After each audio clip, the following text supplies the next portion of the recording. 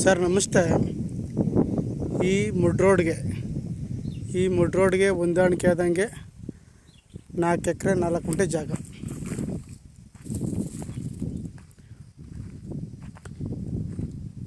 ಒಂದೇ ಪ್ಲಾಟ್ ಆಗೈತೆ ಜಾಗ.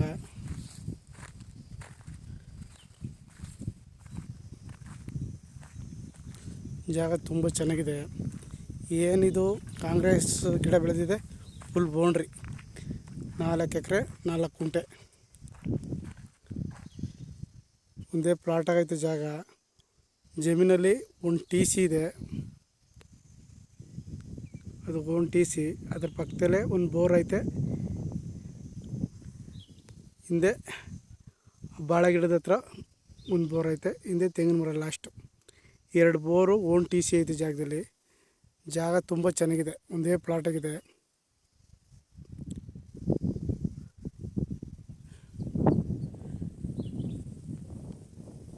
ಕ್ಲಿಯರ್ ಡಾಕ್ಯುಮೆಂಟ್ಸು, ಹದ್ದುಬಸ್ತು, ಪೋಡಿ ಎಲ್ಲ ಆಗಿದೆ. ಡೈರೆಕ್ಟ್ ರಿಜಿಸ್ಟರ್ ಆಗಿರುವಂಥ ಜಾಗ ಇದು. ಒಂದೇ ಪ್ಲಾಟ್ ಆಗೈತೆ ಜಾಗ.